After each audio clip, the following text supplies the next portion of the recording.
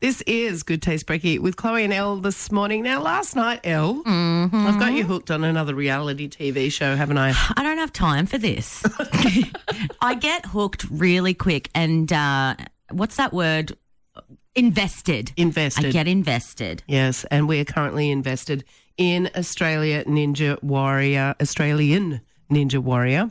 We've been chatting to a few of the people from there. There have been some pretty amazing stories coming out of there, actually. Some very inspirational ones. It's quite an amazing challenge to take on, really, because you got to be good at, like, everything. Oh, man, I would have fallen off on that first challenge.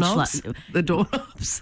No, the one where they have to, like, run on... and jump off the pads? Yeah, I would have fallen off straight away. Well, someone that did not fall off straight away and actually got through last night is joining us on the phone, Eddie Burrill, the hipster ninja. Good morning. Good morning.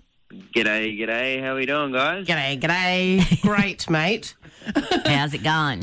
How did you get named the hipster ninja? That was a combination of me and the actual Ninja Warrior producers, because it was originally going to be the Barista Ninja.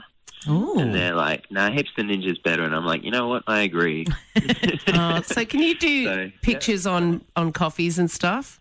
Asking for a friend. Yeah, Why have you got to bring that up? Because Ellerina tries to do pictures every morning and they just look like... I try every day, Eddie. I can't do it. You guys have a real skill. Talented. Yeah, so latte art is kind of the form of doing coffee that's sort of like plating for food. It's just a way of, presenting the coffee to customers that, means you've put some care and passion into it. Oh, that makes... Yeah, absolutely. I can teach you how to do some patterns on coffee if you want. That makes me think there should be a show called The Master Barista. Yeah.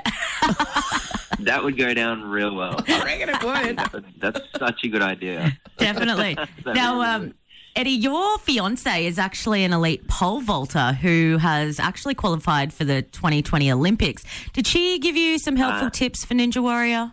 She has. She's given me plenty of helpful tips for Ninja Warrior. She hasn't qualified for Tokyo just yet, because we won't actually have to have the Olympic trials. Oh, that's right, because of COVID. You're right. But, so technically no one's qualified yet, except for the auto qualifiers. But, I've learned so much from Reese, like just, how to keep my nerves under pressure and all that kind of stuff. It's so valuable. Yeah. But yeah.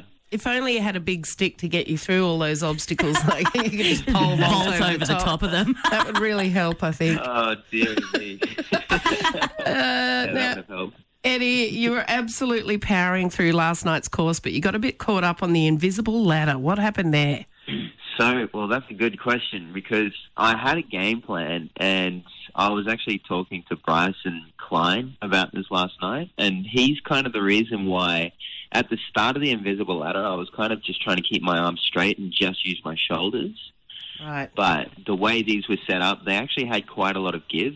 Keep in mind, I was pretty cooked by this stage and, a lot of fatigue in the body, but I should have just, really pulled all the way to, full pull-ups from the start rather than just trying to keep my arms straight and use my shoulders. Yeah. And, as a result, I kind of gassed myself out a little bit more, and towards the top I actually ended up starting to pull instead of using my shoulders.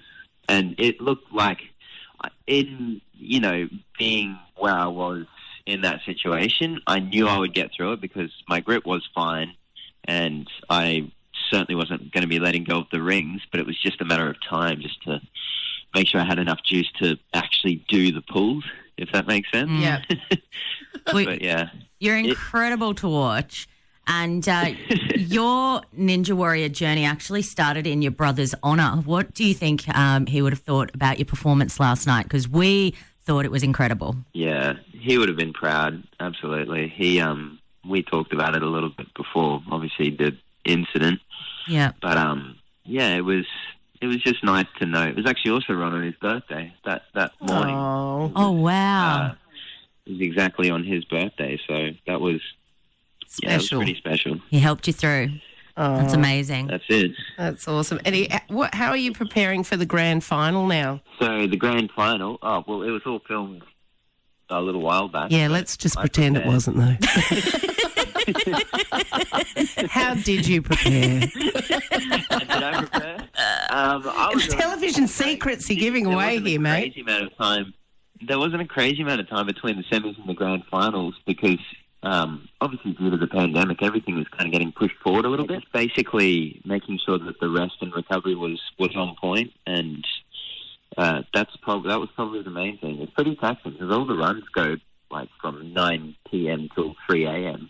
sort of time, so it's all run at silly o'clock in the morning. So if you can manage that sleep fatigue, then you're probably going to do all right. You're good Mate, to go. we do that every morning.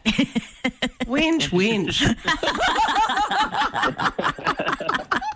Eddie, we're looking forward to seeing you in the grand final. Thanks so much for joining us on the show this morning. Hey, thank you so much. It's been great. You're so welcome. Have a great day. Eddie Burrill there from Australian Ninja Warrior.